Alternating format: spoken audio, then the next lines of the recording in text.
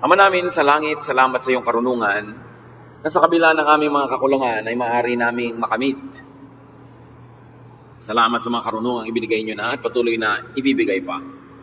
Turuan niyo kami na pahalagahan ang karunungan at iwasan ang kahangalan sa buhay. Turuan niyo kaming makilala kung ano mga kahangalan na pinagagagawa namin at tulungan niyo rin kaming makilala kung may mga kahangalan ginagawa ang mga kapwa nang kami ay hindi makiayon, hindi madamay, at hindi magpalala ng sitwasyon. Empower us with your wisdom. Teach us, heal us. In the name of Jesus, your Son, King of Kings, and the wisest of all, we pray with thanksgiving. Hindi naman sa panghuhusga, pero mahalagang itinatanong natin lagi, kahit man lang sa loob natin, foolish ba ako? Foolish ba siya?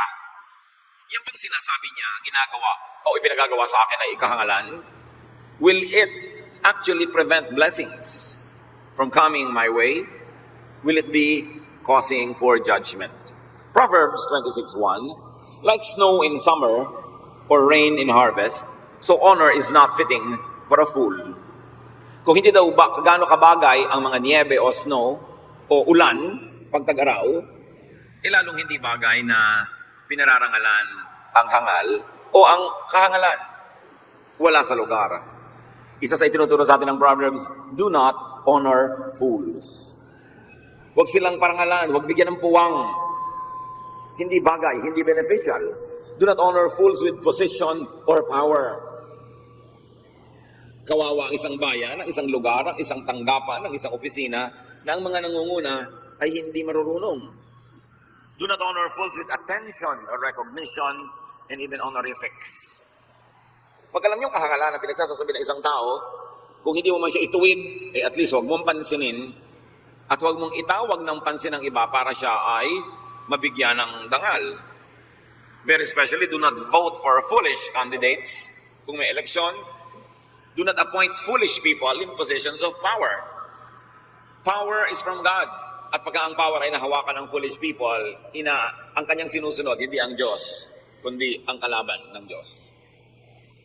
Proverbs 26:2, like a sparrow in its flitting, like a swallow in its flying, an undeserved curse goes nowhere.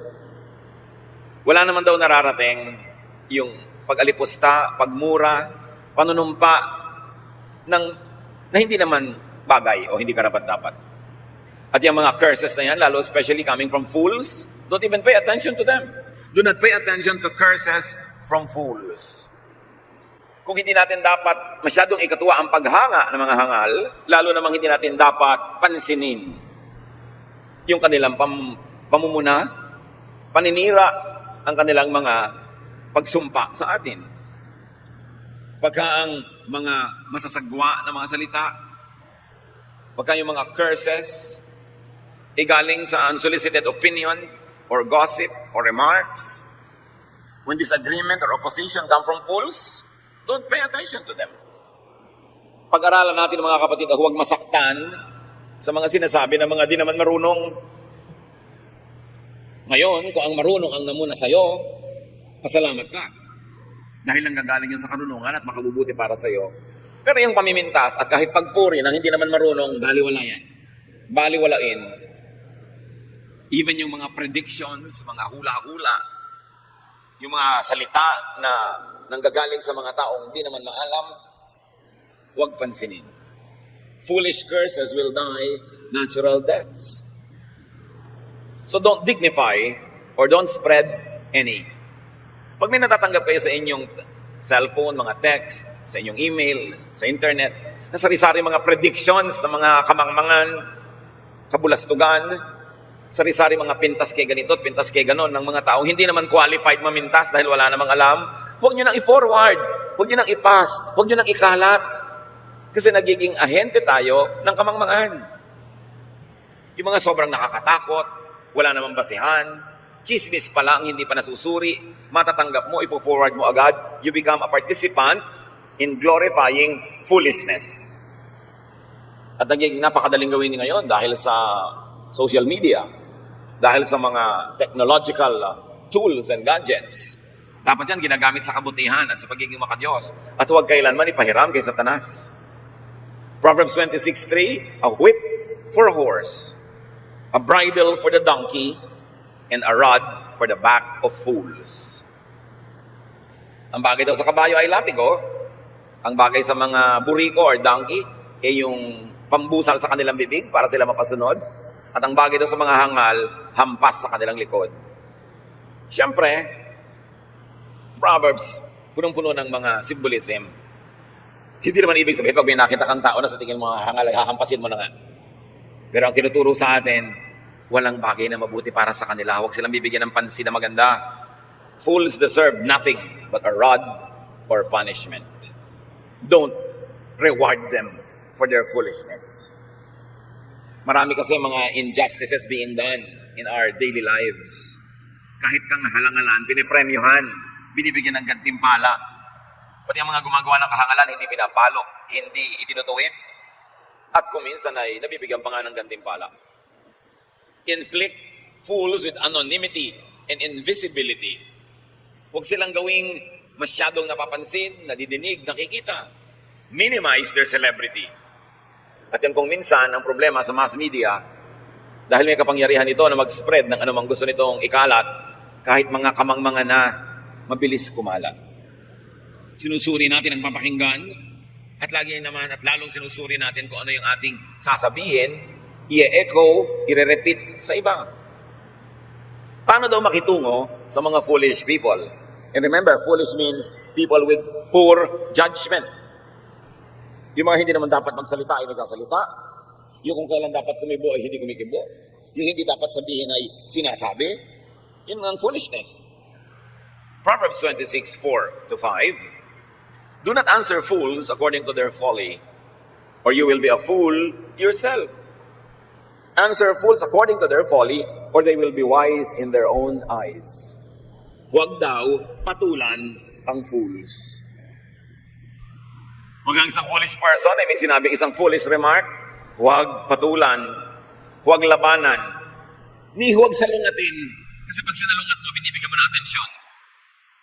Salungatin lang kung talagang ito ay nagbibigay ng immediate, grave threat or danger to others, to safety, to well-being, or to life. Otherwise, huwag pansinin. Naalala ko ang lola ko, pag may sinabi ang sino man na walang katuturan, ni hindi yung titingin, ni hindi sasagot, hindi yung kikibo. At yun ang sagot niya sa'yo. Mag-isip-isip ka pag di siya kumikibo. Ibig sabihin, you are saying a foolish thing. Ikaw na yun, bigla kang titigil at mapupwersa ka talagang manuri sa iyong sarili. Pag may mga nagbubulalas ng mga kamangmangan, huwag sundan ang kanilang logic or method o pauso. Huwag silang patulan at huwag na huwag makipagdebate sa hangal. The mere fact na nakikipagdebate ka sa kanya, ay pinapatulan mo ang kanyang ideya. At kung may nanonood sa inyo, binibigyan mo siya ng audience. Lalo lang magkakaroon ng mga tagahanga at tagasunod ang kanyang kamangmangan.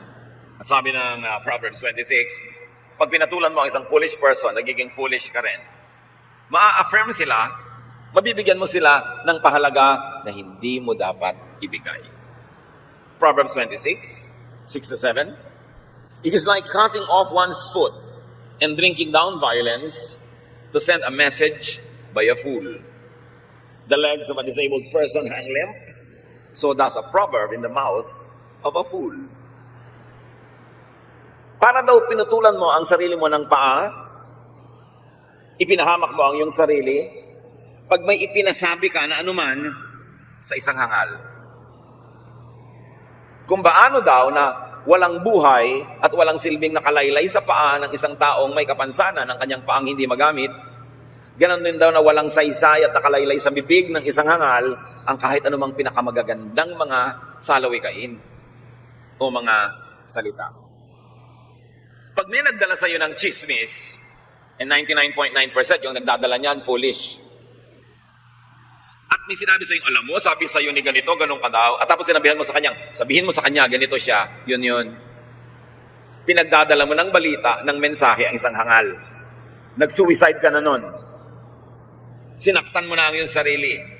Pinutulan mo ang paa ang sarili mo. Kasi pagdating nun sa kabila, Kung pangit ang sinabi mo, mas papapangitin niya. At kahit maganda yung sinabi mo, papapangitin pa rin niya. Kasi nga, foolish siya eh.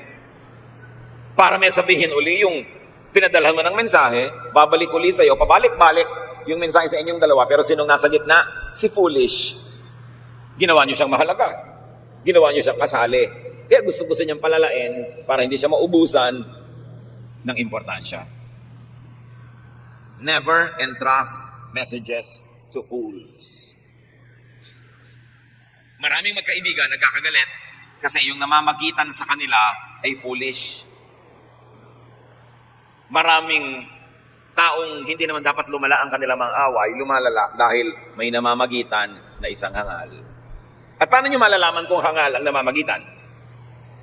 Hindi nyo susuriin kung anong pinag-aralan niya. Hindi kung gaano ang karaming libro niyang nabasa. Ang susuriin nyo, ano ang bunga ng kanyang pamamagitan. Pag ang pamamagitan niya, inauwi sa lalong gulo, foolish siya. Because wise people will always mitigate damage and danger. Wise people will always maximize the good and minimize the bad. That is good judgment. And remember that the meaning of a foolish person is one who has poor judgment. Kaya kung minsan sa church, malalaman mo rin kung may mga foolishness happening. Merong isang taong may problema, may reklamo, ipapahandle mo sa isang deacon, sa isang elder, sa isang leader. Ang naging ending, lumayas lalo yung tao doon sa church, lalong lumaki ang gulo, lalong nagkaroon ng mga away, ibig sabihin yung namagitan, foolish. Hindi nalutas. Kung hindi man niya napaganda, sana man lang nanatili na lang where it is, hindi yung lumala pa. Gaano karaming tao, mga kapatid, ang lumayo sa inyo, nilayuan nyo, bunga ng gawa ng isang foolish ambassador. Kaya dapat matitino ang mga ambasador. Sugo ng isang bansa sa kabilang bansa. Pag hindi siya marunong mag-represent, mapapapunta sa giyera ang kanyang bansa. Hindi man giyera, madedehado. Mawawala ng trade opportunities o diplomatic mileage. Dapat marunong ang pinagtitiwalaan. Pati nga si Jesus, sabi niya, do not give your pearls to swine. They will trample upon it, turn back, and attack you. Sabi niya, do not give to dogs what is holy.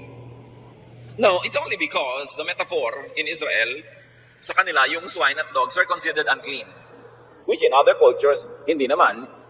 So hindi yung dog o yung swine ang issue dito. Ang issue ay, huwag yung ipagkakatiwala ang anumang mahalagang bagay sa hindi naman dapat pagkatiwalaan. Ganun din kahit sa theology, mga kapatid. May mga mapag-aral, may mga scholar, may mga mapanaliksik, maraming malalalim, matataas na natututunan tungkol sa Diyos at sa ating relasyon sa Diyos. Pag tinuruan nila yung mga mangmang, hindi maiintindihan ng mangmang yung itinuturo, tatawagin agad na demonic, tatawagin agad na wrong, magkakagulo-gulo-gulo. Kaya sabi ni Jesus, huwag niyo ipagkakatiwala ang mga perlas sa mga baboy.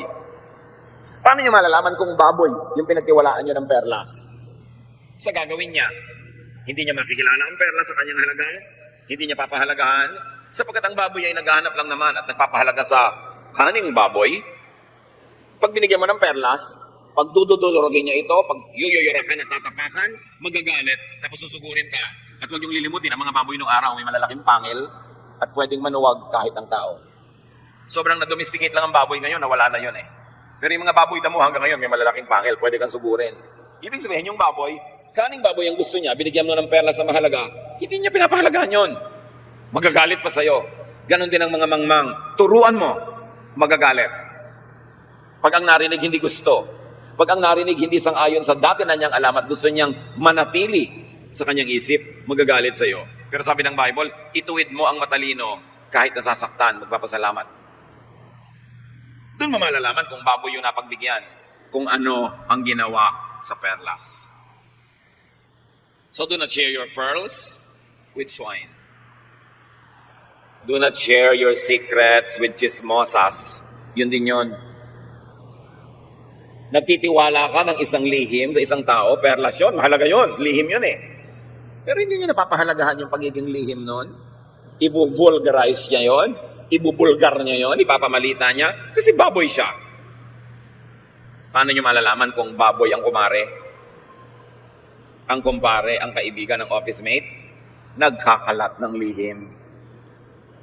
Nagchichismis ang hindi dapat chismisin. nagpapalala ng gulo, nagpapaaway sa mga dapat ay pagkasunduin. Kailangan ng tao marunong. Tinuturuan tayo ng Bible, huwag kayong magtitiwala sa mga baboy. Huwag niyo naman tawagin yung kumarin nyo na, huy, sabi kanina, baboy ka pala. Ano lang yun? Pangloob lang natin na assessment para makaiwas tayong mapahamak. Huwag tiwala ng tiwala. Yung, alam mo, may sasabihin ako sa'yo ko lang sasabihin, huwag mo sasabihin sa iba. Yun ang pinakamabilis na paraang ikalat ang isang balita. Kasi oras na narinig ng chismosa, yung huwag mong sasabihin sa iba, oo, pangako, promise, hindi ko talaga sasabihin. Iyon na yung merienda ko, sabihin mo lang sa akin. Kasi gustong malaman. Alam niyo yung mga taong walang halaga, walang kwenta, walang pagpapahalaga at pagkukwenta sa sarili, hindi sila nagiging importante kahit kailan, hindi sila nahihiling ang tumula o kumanta, hindi sila nakukuhanan ng payo. Para sila maging mahalaga, ang ginagawa nila, nagkakalat ng chismis. Doon lang sila nagkaka-audience eh. Kung tayo'y matinong tao, kakanta ka, may audience ka kasi maganda kang kumanta. Marunong ka magturo, may audience ka kasi magaling ka magturo. Magaling ka magpinta, may manonood sa pagpipinta mo o may titingin sa ipininta mo. Maghusay kang tumugtog, may makikinig pag tumutugtog ka. Pero ang mga chismosa, walang audience. Walang magaling sa kanila. So, nakakakuha lang sila ng audience sa pagchichismis. Alam nyo kung gano'n nyo dapat pag-ingatan yan. At huwag pagtitiwalaan. So do not let and ask fools to speak for you, negotiate for you, or intercede for you. Maraming mga ganon. Yung mga kakilala nila, kumare nila, ipapakilala nila sa mga sarili nilang asawa. Tapos ikukwento nila kung gaano kahusay magmahal ang asawa nila, kung gaano kabait. Mamaya, inagaw na ni kumare. Huwag kang nagkukwento kay kumare tungkol sa asawa mo. Never. Kasi pagkapintasan ng asawa mo, ang sinabi mo kay kumare, ikakalat niya yun. Kasi tuwang-tuwa siya dahil mas mabuti ang asawa niya kaysa sa'yo. Parang siya ang panalo. Pero pagka mga kapurihan ng asawa mo, ikinwento kayo kay kumare, nagsisimula siya maging interesado. Kaya maraming kumare, yun ang nakakaagaw eh. Don't be foolish. Never share these things with your friends. Alam niyo, sa department na yan, mas matatalino ang mga lalaki eh, kaysa sa babae. Ang mga lalaki, among mga kapwa lalaki, hindi pinag-uusapan yung asawa nila. Yung mga kerido nila, pinag-uusapan. Pero yung asawa, never. Pero yung mga babae, lalo't napaupo, kumakain ng maruya, humaba-habang oras, ang topic mga husband nila, mga ginagawa nila sa kama, ikinukwento sa kapwa mga babae. Sa palagay nyo, hindi sila naku-curious? Tapos magtataka kayo, kumaagawang kayo? Don't be foolish. Bad judgment yan. Iniingatan ng ganyan mga bagay. Let the marriage bed be held in honor among all. Pag sobra ka madaldal at nagtiwala ka sa foolish people, talo ka. Bakit ka na pag-uusapan? Ba't kumakalat ang mga bagay-bagay na hindi dapat kumalat? Nagtiwala ka sa swine. Kaya mga kapatid, baliktarin natin to. Pag kayo ang pinagkakatiwalaan, that is sacred. Pag may sinabi sa inyong bagay na mahalaga, lalo't dapat ilihim, isang banal na bagay yon. Hindi nyo dapat babaliwalayin. Dapat igalang. Huwag ikalat. Pag nagtitiwala ka sa isang foolish person, kuminsan dahil gusto mo lang siyang pahalagahan, gusto mong sumayasaya siya, bigyan siya ng halaga, pero marami kang ipapahamak, yung masisira niya. Lalo at binigyan mo siya ng kapangyarihan, karangalan, impluensya, kawawa ang marami. Proverbs 26:8, it is like binding a stone in a sling to give honor to a fool. Para ka daw nagbala ng bato sa isang tirador, pag pinapahalagahan mo ang isang taong hangal. Parang naglagay ka ng bala sa loob ng isang baril, ganon ang pagbibigay mo ng halaga sa isang taong di dapat bigyan ng honor. Honoring and empowering a fool would hurt others. Maglalagay ka ng isang political appointee, kahit foolish siya, sa isang posisyon sa gobyerno, mapapabayaan ang trabaho, maraming hindi mapaglilingkuran, maraming mawawaldas, maraming nadadamage when you give honor to a foolish person. Do not affirm fools at the expense of others. Proverbs 26 verse 9, like a thorn bush brandished by the hand of a drunkard is a proverb in the mouth of a fool. Kung paano daw yung mga matitinik, mga nakakasakit na bagay, ay ibinigay mo sa kamay ng isang laseng na pwedeng kung saan niya ito gamitin, ihampas, iwas-iwas, Ganon din daw ang pagbibigay ng matatalinong salita sa isang taong hangal naman. Gagamitin lang niya yon para makasira. Fools misuse good words and ideas. Like foolish theologians misuse the Bible and destroy many people. Kahit ang mga salita sa Bible ang gaganda, pag hinawa ka ng hangal, makakadamage sa kapwa. Makakasira. Makakabawas ng blessing, makakadagdag ng pait at sakit at mga pagdurusa. Kahit maganda yung salita. Pag ginamit ng isang mangmang, naiiba ang talab. Fools misquote and take words out of context. Therefore, fools should never be made to speak for you. Mahalaga mga kapatid, ma-develop natin yung ating communication skills. Kung meron kang gustong sabihin sa isang tao, lalo mahalaga at masaya na bagay, ikaw mismo magsabi. Huwag mong ipagkatiwala sa iba. Pwede ba kausapin mo naman si ganito? Sabihin mo ganito, ganon, ipaliwanag mo naman ang kalagayan ko? Pag yung napagtiwalaan nyo ay foolish, mapapasama kayo. Matuto kayong magsabi para sa inyong sarili. Talunin ang pagiging mahiyain dahil buhay nyo ang nakataya. Pag gumagamit kayo lagi ng go-between, ng padrino, paano kayo nakakatiyak na tama ang representation? Ganyan-ganyan din. Yung mga nagtitiwala sa mga abogadong hindi magaling, natatalo sa kaso. Ang ganda-ganda ng kaso nyo, panalong-panalo kayo, biglang natalo kayo kasi hindi magaling yung nag-represent. Di ba ganyan din yung komisyon yung nagpaparepair ng mukha, mga nagpapa-facelift? Hindi magaling yung gumawa. Napalipat na ang ilong sa pisngi, tumabingi na ang mukha, imbes gumanda ang buhok, nakalbo, imbes gumanda ang mata, na iba ang itsura. Kasi hindi magaling yung gumawa. Tatandaan nyo, kahit gaano kang gagaling na salita, kang gagaling na instrumento, pag ang humawa kay hangal, makakasira. Kaya hindi dapat pagtiwalaan. Lugi ang misrepresented by foolish relatives or friends or co-workers. Lugi ang makikinig sa mga foolish. Bago kayo makinig, bago magpa-impluensya, suriin nyo muna, foolish ba to o wise? Tingnan nyo ang track record. Meron ang gagaling magsalita, akala mo kang gagaling, pag tinignan mo naman ang buong buhay niya, wala namang na-accomplish. Walang nagawang tama, walang naging bunga, baligtad pa nga, ang daming naging kaaway. Bibigyan mo ng taniman, walang bumubunga at tumutubo. Bibigyan mo ng puhunan, nalulugi. Bibigyan mo ng trabaho, natatanggal. So bakit kayo makikinig sa ganon? Bakit makikinig sa pangako? Ganoon naman ang mga politicians at kahit mga nanliligaw, puro pangako. Wag na wag kayong pabola sa pangako. Kasi future pa yon. Madaling sabihin. Ang lagi niyong titingnan yung past, yung nakaraan, yung accomplishment. Hindi naman yung past na nagkasala, nagkamali, kasi pwede naman magsisit magbago ang tao. Pero yung tao nangangako na magiging mabunga, mahusay, magaling. Tingnan nyo kung naging mabunga, mahusay at magaling na noon pa. Kasi kung hindi siya mabunga, mahusay at magaling pa noon, ganun siya magiging uri ng tao bukas. History repeats itself. Sabi ni Solomon, there is nothing new under the sun.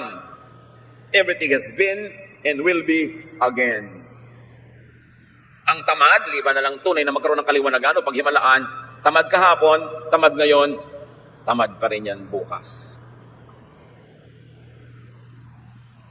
Huwag ipagkatiwala ang iyong buhay sa hindi pwedeng pagkatiwalaan. Proverbs 26:10, like an archer who wounds everybody is one who hires a passing fool or drunkard. Noong araw kasi ang usong weapon ay pana. Ituturo mo sa taas, hihigitin mo yung tali, pawawalan mo yung pana, liban na lang napakagaling mo, hindi mo alam kung kanina yung tatama.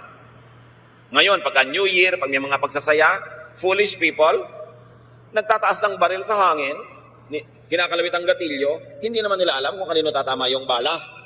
Ganun daw, pag nagtiwala ka sa isang hangal. Do not employ fools.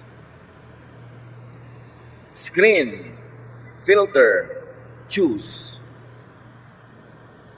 Meron kang taxi, ang kukuhanin mong driver, yun namang walang malasakit, walang track record na maganda. 3 amo na ang nagtanggal sa kanya.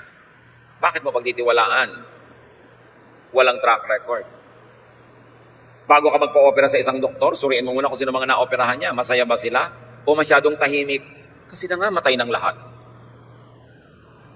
Checkin mo. Bago ka sumagot sa isang manliligaw, tanong mo na muna kung pwede mo makausap yung mga naging girlfriend noon. Kung anong pinagagawa sa kanila. Because chances are, yun din ang gagawin sa'yo. Kailangan, tinitingnan mo ka isang tao paulit-ulit sa kanyang ginagawang mali. Meron naman, boyfriend mo pa lang, girlfriend mo pa lang, alam mo na hindi good candidate na maging asawa. Huwag mo na ituloy.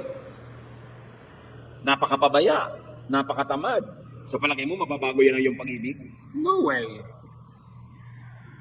Kaya mga kabataan, dapat nakikinig kayo sa mga magulang nyo eh. Pag ayaw ng magulang nyo sa nanliligaw sa inyo, sa girlfriend nyo, sa boyfriend nyo, makinig muna kayo. 99% sila ang tama. Kasi marami na silang nakita sa buhay. Pag ayaw ng magulang nyo sa nagugustuhan nyo, liban na lang sobra silang bias o talagang walang katwiran, kadalasan may nakikita sila, may nakukutuban sila na hindi makakabuti sa inyo.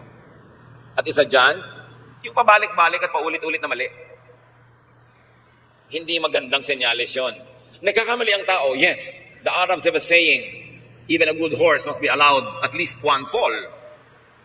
Pero pag paulit-ulit, alam nyo, mauulit-ulit. Proverbs 26:11, like a dog that returns to its own vomit is a fool who reverts to his folly. Tulad daw ng aso na isinuka na niya, babalikan pa niya at kakainin niya uli. Ganon din ang hangal na paulit-ulit, binabalik-balikan, ang isinuka na niya, kinilala na niyang mali, gagawin niya na naman. Because fools keep repeating their mistakes. If you want to protect yourself, do not be around the fool when he does repeat it. Madadamay ka. Isang sign of foolishness is repeating mistakes. Pag pinagtiwalaan mo minsan, kinupitan ka. Pinagtiwalaan mo pangalawa, kinupitan ka. Pinagtiwalaan mo pangatlo, kinupitan ka. Sa pang-apat, sa palagay mo, biglang di kanya kukupitan. Pattern. Beware of people who keep repeating mistakes. Pag merong isang tao, umalis siya sa dati niyang church, lumipat sa church mo, panay ang pintas niya sa church na nilipatan niya. Okay, baka nga mali yung church at tama siya. Pero itanong mo, bago ka sumali doon sa previous church mo, may iba ka bang church? Meron. Umalis ka rin doon? Oo, kasi mali sila. And before that, may sinilihan ka bang iba? Oo, umalis din ako. Pag nakakatatlo, apat na siya ng inalisan, alam niyo na. Baka siya na ang problema. Wala nga namang 4-5 churches, mali, siya lang yung kaisa-isang tama. Ganun din pag ang isang tao, marami na nakaaway. Nakaaway yung kumari, ilang kumari na nakaaway. Napalayas sa apartment na titirahan, ilang beses na napalayas. Nanuba sa inutangan, tapos nagkakabistuhan kayo, ang dami na palang nasuba. Pag-ingatan nyo yun. Dahil ulitin niya yun. Can a leopard change its spots? Or an Ethiopian change its skin? Sabi sa Bible, the answer is no. Kung hindi mo siya mabago ng iyong panalangin, hindi mo siya mabago ng iyong pagmamahal, at least huwag kang madamay, lumayo ka. Proverbs 26:12, do you see persons wise in their own eyes? There is more hopeful fools than for them. Yung nga daw foolish people, malala na, pero mas malala yung taong lagi ang tingin niya, siya ang tama. Siya ang magaling. Siya ang mahusay. Iwasan ang ganitong mga tao. People who look at things only from their points of view are hopeless, are unteachable, are in fact foolish. Proverbs 26:13-16, the lazy person says, there is a lion in the road. There is a lion in the streets. As a door turns on its hinges, so does a lazy person in bed. The lazy person buries a hand in the dish and is too tired to bring it back to the mouth. The lazy person is wiser in self-esteem than 7 who can answer discreetly. Ito mga taong katamad-tamad, kahit ilubog nila yung kamay nila sa isang tumpok na kanin para kumain, hindi na nila hinuhugot para dalhin sa bibig nila yung nakuha ng kamay nila. Tamad. Ang tamad daw na tao ay parang hinge ng pinto. Ikot ng ikot, walang nararating. Ganon din daw ang taong biling ng biling sa higaan. Galaw ng galaw, walang napupuntahan. Laziness is foolishness. Because wise and godly people will be productive, active, fruitful. Lazy people have no future. And disregarding the future is foolishness. Kaya bago kayo mag-asawa mga kabataan, bago kayo madamay sa isang buhay na papunta sa kawalan, tingnan ninyo, ano ang future ng taong ito? Hindi natin nape-predict exactly ang future. Pero nararamdaman mo kung saan man lang yung general direction na pupuntahan. Pagkakontento ang taong wala man lang siya napoproduce, walang nagagawang mabuti, walang inaatupag kundi libangin, pasayahin ang sarili, maglaro ng walang katapusan, wala kang kinabukasan sa ganong tao. It is marked as foolishness. Proverbs 26:17, like somebody who takes a passing dog by the ears, is one who meddles in the quarrel of another. Pag daw may dumadaang aso na hindi mo naman aso, hindi ka naman kilala, bigla mong hinawakan sa tenga, makakagat ka. Ganun daw ang ginagawa at nangyayari sa mga taong nakikilahok sa away ng may away. Foolish. It is foolish to get involved in other people's quarrels. Liban nila kung pulis ka. Pero kung hindi, huwag ka makilahok. May nagkakasamaan ng loob, huwag ka makisali. May nagpaparinigan, nagpaparonggitan, nagsisiraan, huwag ka makisali kasi makakagat ka ng aso na yon. It is foolish. Alam niyo, kawawa yung mga tao na ang tatay, nanay, kapatid, anak, asawa ay foolish. Laging nasasangkot sila sa gulo. Kasi pag nasangkot sangkot ka rin eh. Damay-damay. Kaya pinag-iingatan. At dapat tayo na maging responsable na para huwag naman madamay yung mga mahal natin sa buhay, huwag tayong sumuot sa mga gulo na hindi naman dapat nating suotin. Proverbs 26:18-19, like a maniac who shoots deadly firebrands and arrows, so is one who deceives a neighbor and says, I'm only joking. Ito nagbibigay ng mga masasamang biro, nandadaya, tapos pag nabisto, sasabihin, joke only. Ganun. Yan ang mga taong nanganganib. It is foolish to deceive neighbors and then make palusot when found out. Dapat honest ang mga dealings.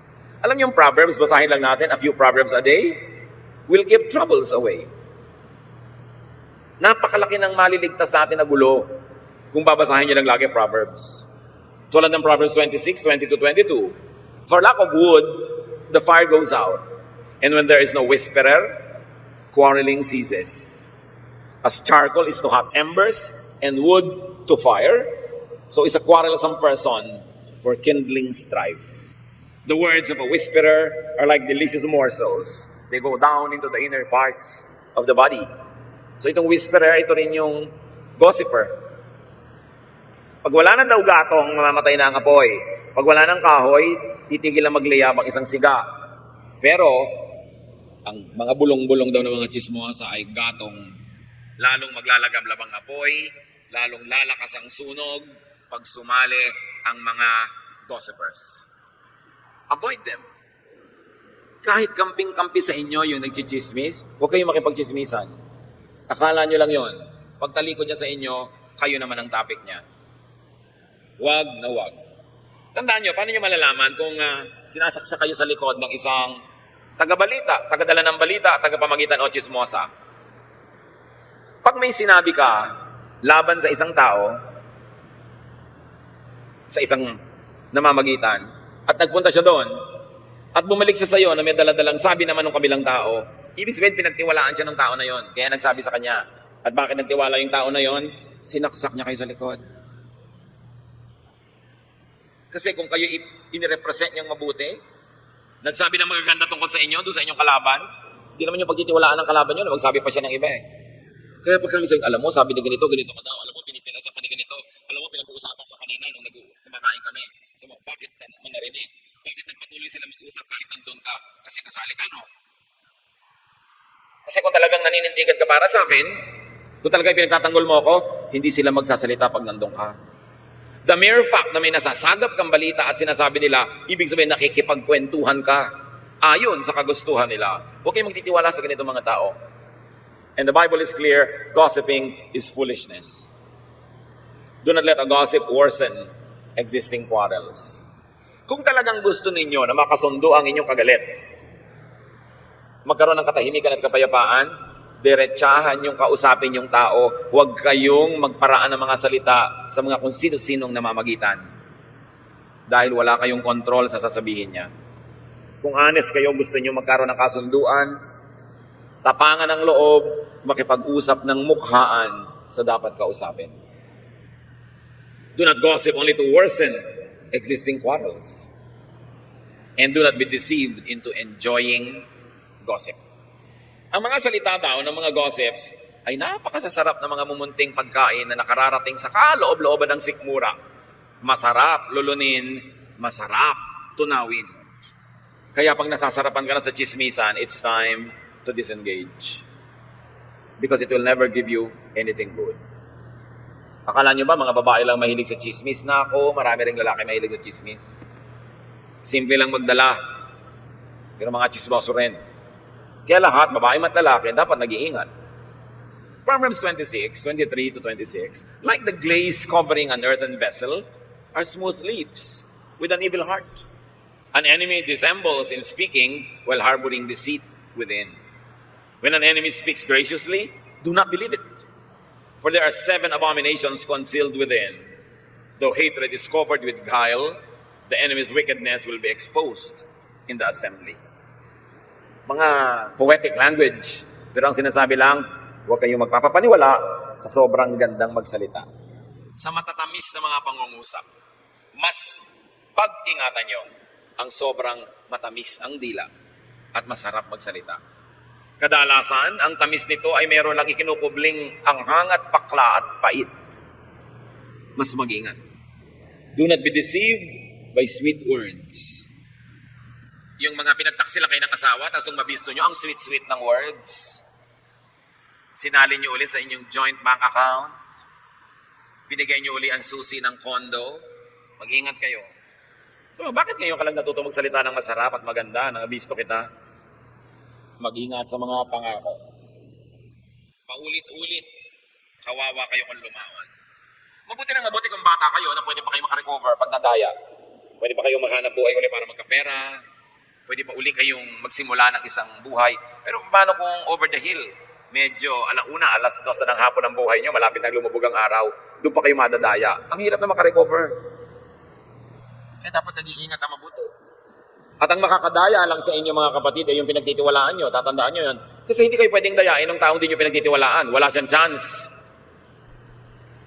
Kaya sasabihin ng iba, kung sino pa ang pinagtiwalaan ko, yun ang nandaya sa akin. Natural, paano ka dadayain nung di mo pinagtitiwalaan? Wala yung pagkakataong magawa yun. Kaya yung mga pinagtitiwalaan natin, diyan magmumula ang mga mandaraya sa atin. Hindi lahat. Pero kami mandaraya sa inyo, yun lang munang pinagtiwalaan nyo na. Kaya nag-iingat tayo. Sabi ni Jesus, be innocent as doves, but be wise as serpents. Kung ang asawa ninyo may track record ng pagtataksil, huwag kayong maki-joint bank account. Lalo't kayo yung naghahanap buhay. Dapat meron ka sariling sube. Iwang ka man niya, magtaksil man siya, hawak mo ang bankbook. Sa'yo ang huling halakhak.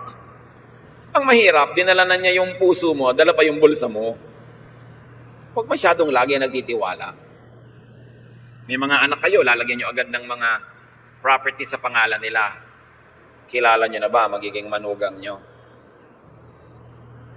Ipon kayo ng ipon, hirap kayo ng hirap na magkaroon ng property. Ilalagay nyo na agad sa pangalan ng mga anak. Nagkaroon ng isang asawa from hell. Huwag naman mangyari. Ano mangyayari kung biglang sumakabilang buhay ang anak nyo? Sa manugang nyo na yun, ha?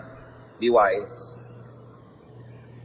Sabi ni Solomon, ang saklap naman ng buhay, sikap ka ng sikap, kasi hindi mo naman alam kung kanino pupunta yung mga ipinundar mo.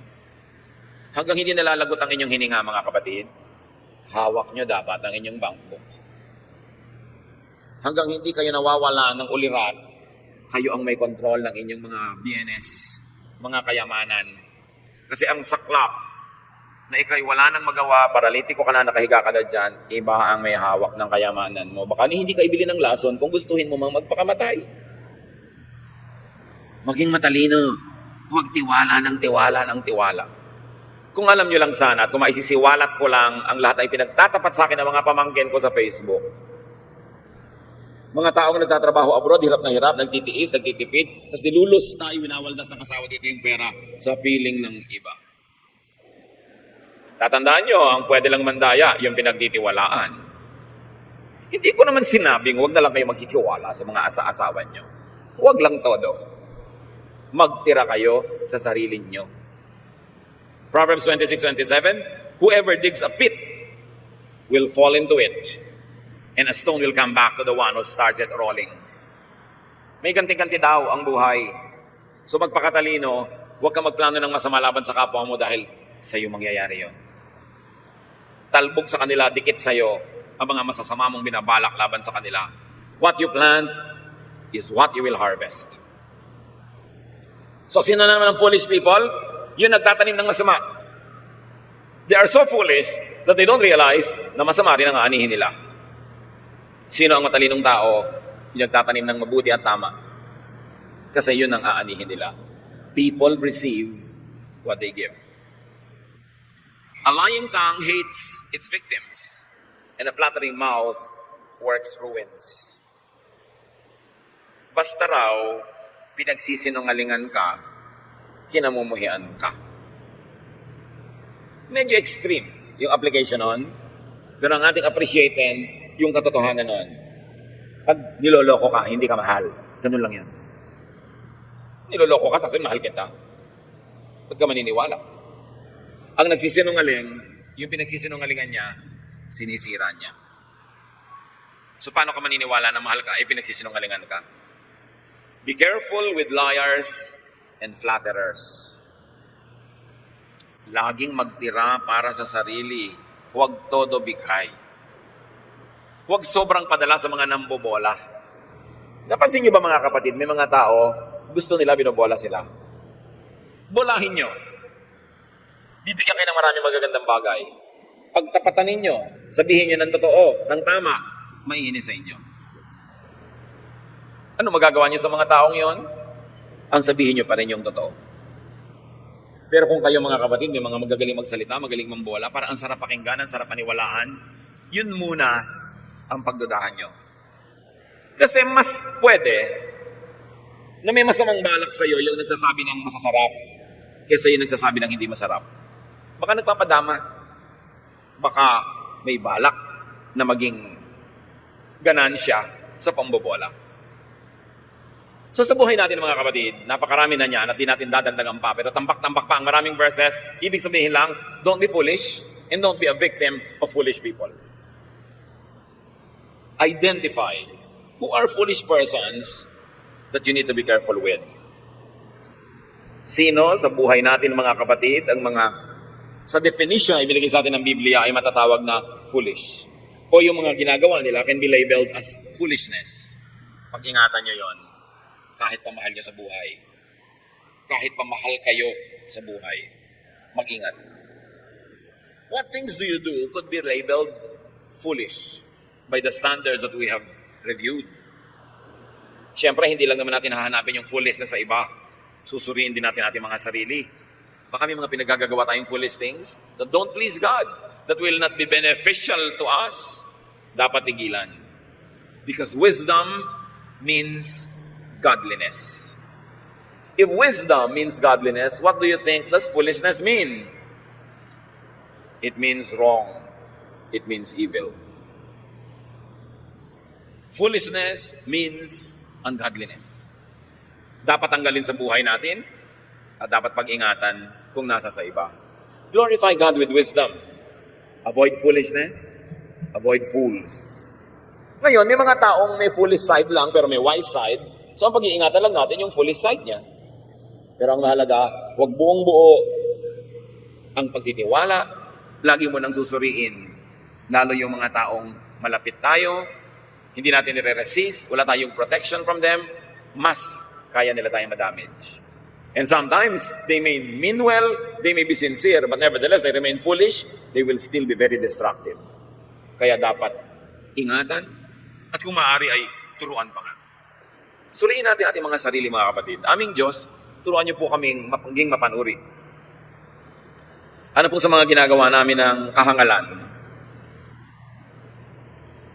na dapat naming tigilan, bawasan, puksain. Sino sa mga pinagtitiwalaan namin na may mga ginagawa mga kahangalan na maaaring makasira sa amin, O Diyos? Turuan niyo rin kaming maging mapanuri. At maging sa mga gumagamit ng iyong salita ng Biblia na maaaring foolish ang interpretation, foolish ang application. Huwag kaming mabulag na kung mo ginagamit ang iyong salita ay agad-agad na kaming maniniwala, lululunin na namin at i-apply sa aming buhay. Suriin pa rin namin kung sino ang nagtuturo. Suriin namin kung saan ang gagaling ang pagtuturong yon. At suriin namin kung saan patungo kung sundin namin ang mga turo. Maging marunong kami, hindi lang sa pang-araw-araw na buhay, kundi higit pa ron sa aming spiritual lives. Teach us to identify foolish theology, foolish hermeneutics, foolish interpretation and application of your very wonderful and beautiful and powerful words. Magbulay-bulay tayo mga kapatid. Not one person can be free of foolishness. And perhaps nobody could be perfectly free of foolishness this side of eternity. But what is important is to grow from glory to glory, to be less and less foolish, and to be more and more wise. Lead us, Father. Teach your people.